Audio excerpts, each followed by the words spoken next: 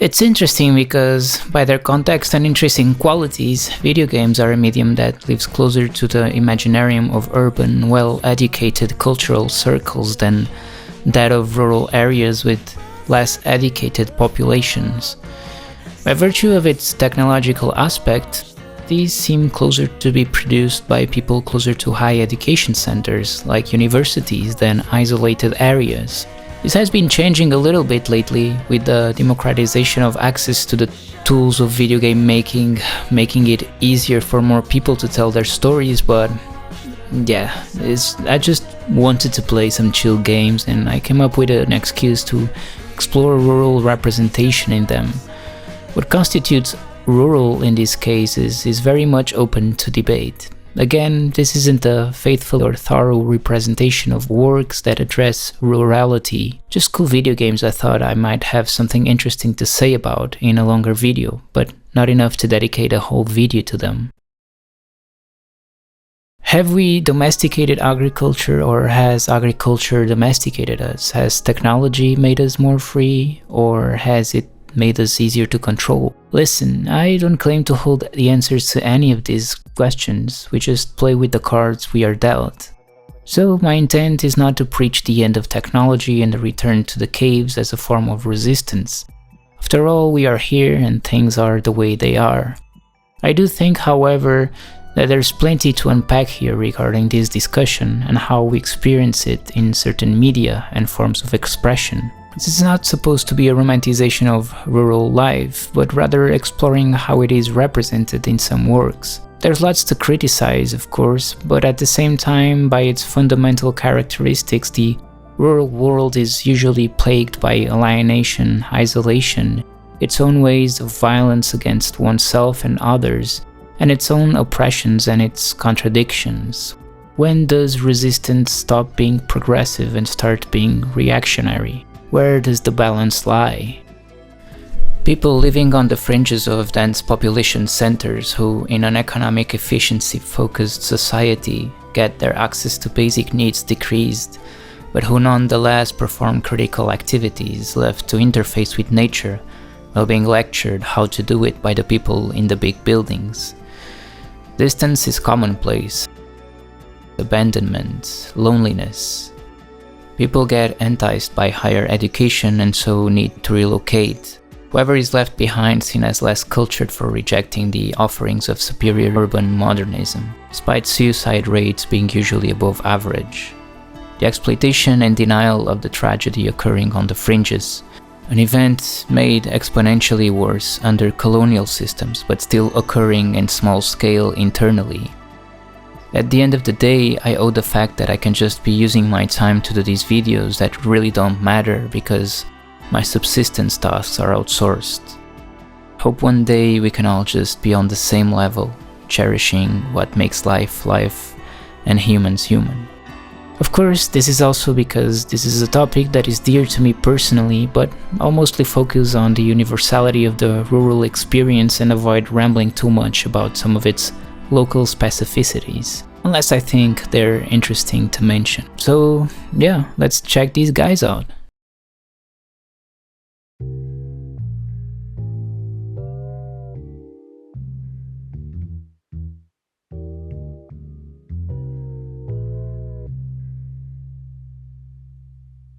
Surprise! I got so deep into this that I ended up also going outside of the video game medium for this video. No particular reason, it just happened that I watched stuff that felt related. So I'll talk about anime and movies as well. I thought a little bit about a couple feelings I wanted to explore, those of laziness, loneliness, resistance, and community. Not that I will talk extensively about each one of these, but those were things I had in mind. And it was interesting finding this slow movement of things in Yokohama kaidashi kikou, or Yokohama delivery service. It works so well as criticism against hyperactivity and constant stimuli, while holistically you get constant movement. There is a slow burning narrative, but each scene and each frame feeds you with so many hypnotic details for mundane activities. It's such a great exploration of the concept of laziness I kept thinking about, and interestingly tells a narrative that is set in a post-apocalyptic world where people mostly perform their subsistence tasks and enjoy looking at pretty scenery. I think it makes a powerful case for the dull and tedious also having their place in the world and having their own beauty. So yeah, good shit.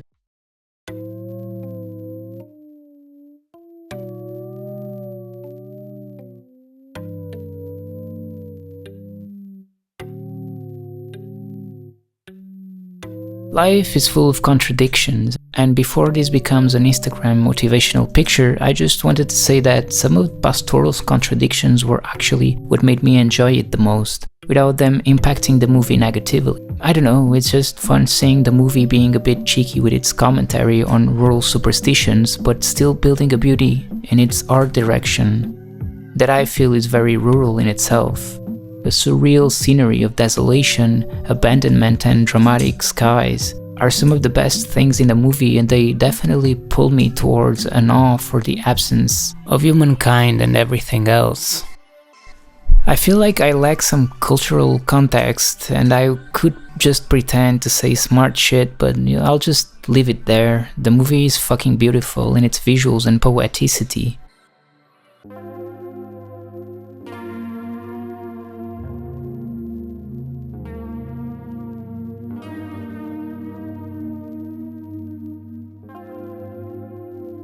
Anyway, back to some games. I was fairly excited to check out Little Goody Two Shoes because I'm pretty sure it's the first game from my home country that I've played. And I was very surprised by how much it addressed some of the things I had in mind when thinking about this video. The game is really fucking cool, and I wish it had more confidence to be this mostly visual novel with light sim elements rather than pushing in the annoying puzzles it sometimes comes up with, which seem kinda like an afterthought, or that's just maybe because I just suck at them. So if you're good with puzzles, you might be good to go. Even though I will try to rationalize some of the stuff that happens in the story, I just want to make clear that I had a great time and it is ridiculously pretty and fun game. And even though I have some gripes with some of the ideological aspects. Elise, the protagonist, dreams of moving up in life and leaving her small town where she lives by herself after her grandmother passes away.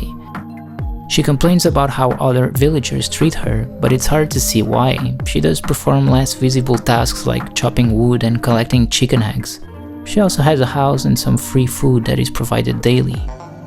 Whatever the exact reason, she dreams and fantasizes a lot about moving to the castle that can be seen in the distance. She aspires to move closer to aristocracy, to have wealth. This is clearly said by her, and we get to see her very vivid and honestly beautiful dreams too. This is not only incarnated in Elise. Some other villagers talk about how they've moved or want to move away from Kieferberg to look for a better life, which can be understandable. Elise specifically, though, wants to be part of the ruling class, and this triggers a seduction game from a demonic entity with promises of fulfilling her dreams. At the same time, a couple more things happen. Mysterious girl appears at Elise's place and makes things harder for Elise, as there have been rumors of a witch roaming around, and she has a hard time justifying her living at her place. The truth is that they connect and become friends, and Rosenmarine, the girl, is one of the possible romances the player can engage in. The story of a developing lesbian love, all the while a demonic entity called Ozzy, a him, which is how Ozzy is referred to most of the game, calls for Elise, promising to fulfill all her wildest dreams, and the story of how she plays a balancing act of remaining functional and rational, and not completely giving in, but still adhering to the seduction, might be, in the very least, a bit on the nose, but it took me a while to wrap my head around it. The main reason for that is that for most of the game it's hard to judge how the game feels about what it is telling us. Is Ozzy supposed to be emancipatory for Elise? Given the historical references, playing Elise as an heretic that parties in the woods at night and explores non-normative sexuality made me think that this was actually supposed to be something perceived as good. However, when livestock starts to die and people's lives start to be in danger, it becomes more or less apparent that the demonic presence is indeed malevolent. and I had a harder time extracting a reading from all of it. By the end, when Ozzy demands Elise's firstborn in exchange for fulfilling her dreams, everything makes a bit more sense, and we are once again in the realm of the control of female body and its reproductory capabilities. It's a curious decision to paint a demon in a bad light, leaving the church to shine as at least fairly sensible, although Father Hans, the priest, does play a part in the chaos the town is thrown in. Other than that, Elise can be annoying when complaining because people are in a panic for good reason and she gets generally fairly well treated despite accusations of witchcraft. Not all of them, but a lot of the villagers have her back throughout the game, and some go out of their way to protect her. It's especially painful to see her gaslighting a little kid who was kidnapped and put through a whole world of nightmares only to divert attention from the fact that he saw a witch, and she thinks people will think she is the witch. On the other hand, Elise does go out of her way to help people too. She's the one that rescues the little kid, and I ended up having conflicting feelings about her, which is kinda cool because that's how people are in real life. She's just like any of us, in an eternal internal conflict of caring more for people than people probably give us credit for, all the while trying to spread our wings. All of the endings that see us going through with our deal with Ozzy are mostly bad endings. We either die or see our loved one die in our place. I guess the moral here is clear. Ignoring this though, and having in mind that Elise does imagine her actions as a way to break free, it is admirable her willingness to subject herself to the violence she does to emancipate herself. She embraces the struggle and the conflict and wants to come out on top.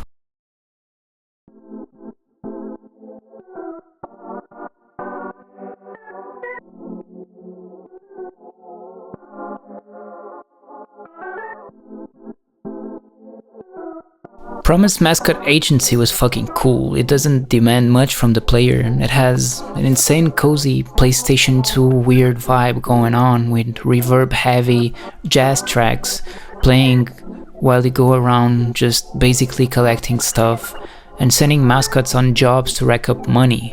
There's basically no fail states that I know of and not a lot of strategy involved. It's a glorified idle clicking game, and that's cool, as idleness, slow pace, and lack of engagement are some of the concepts we're interested in exploring. It plays a lot like a visual novel too, with static portraits in dialogue sections and limited camera angles in cutscenes. I feel like these kinds of stylistic, simple, low-budget choices play a big part in a game's coziness, in contrast with very dynamic and dramatic cinematography, for instance. Shit's cool. The story is kind of crazy though. I mean that in a comedic way, but also in a I have some problems with it way. On one hand, I feel like it's not meant to be taken too seriously. It is, after all, the story of a legendary Yakuza that retreats to the countryside, where he gets to rebuild the mascot agency to be able to support his Yakuza family with the profits. There's obviously a comedic aspect, this contrast of a tough Yakuza member and the cute little mascots who go on events to those silly things the game is meant to capture. However, I feel like the writers did put a lot of effort, as there's quite a bit of dialogue and twists. Proof of that is that I finished everything the game had to do extremely early and spent the last third of the game just moving from place to place to watch cutscenes, till eventually the game ended. So because of that, I feel like out of respect for the writers, a serious criticism of the story is due. I would say it has its ups and downs. There's a mix of caring for community without really thinking what that actually means that kind of boggles my mind.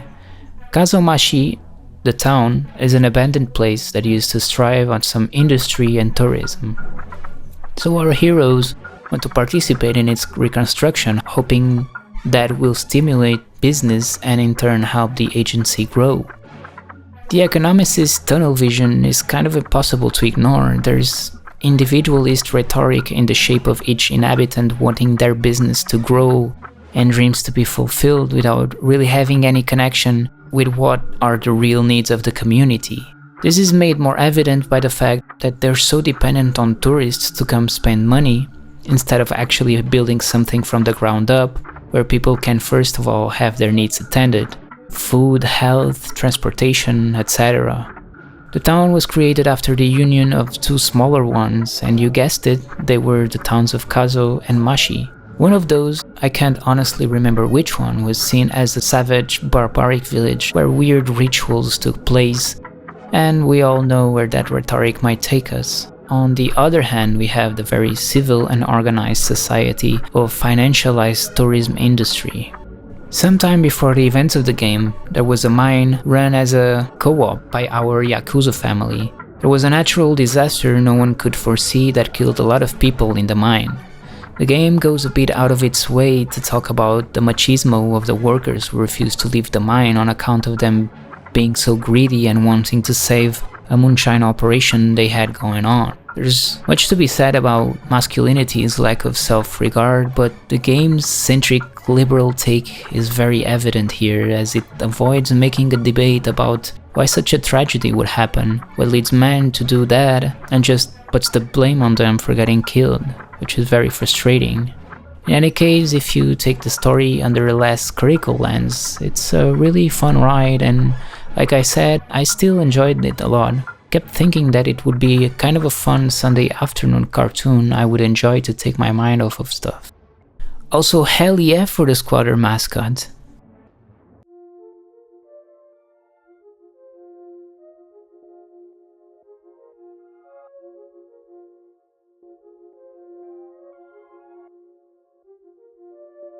We got mutazione going the complete opposite way, and maybe even romanticizing too much the local practices and rituals with the story of how Kai connects with her grandpa, the village shaman.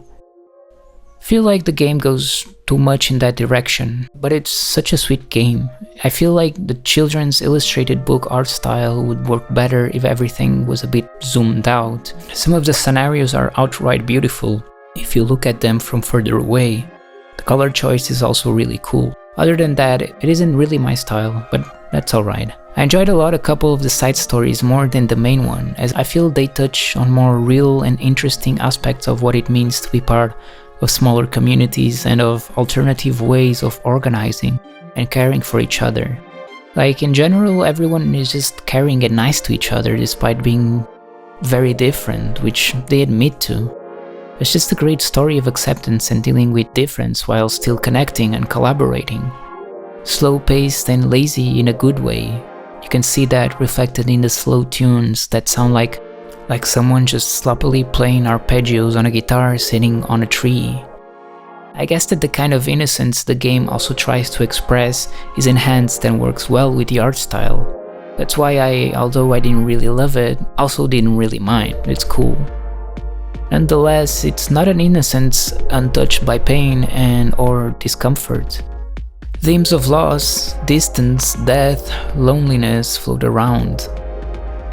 As I mentioned, I think some side stories speak more about the feelings of community and care than the main one that gives attention to magical realism and a fascination with metaphysical connection of people and nature, and it crosses a bit into romanticizing territory, which I'm not sure I enjoy too much. The story of Aileen, however, is the story of a pregnant mutant who reveals that her boyfriend is not the actual father of the child, but instead Tung, a young mutant that is also part of the community. We see Tung still struggling in his limbo between adolescence and adulthood, trying to find his place and still being angry. When Aileen tells her boyfriend about the real father, after the initial shock, the community comes around to support and plan for her child's education, each contributing their part, without Aileen having a strong feeling of ownership over the baby. She also makes it clear that she wants to be a single mom and not get into a relationship with the real father. After she breaks up with her boyfriend, reinforcing the alternative social organization that allows her to educate her kid, the community of Mutazione will have her back, and the confidence of their offer feels like a gentle summer breeze, discreet but reassuring. And I feel like it's more telling about what I think the story is about than any other narrative in the game. Also, did that grandpa just give drugs to his granddaughter? If you've gotten this far into the vid, please comment with the word frog down below. That would be cool.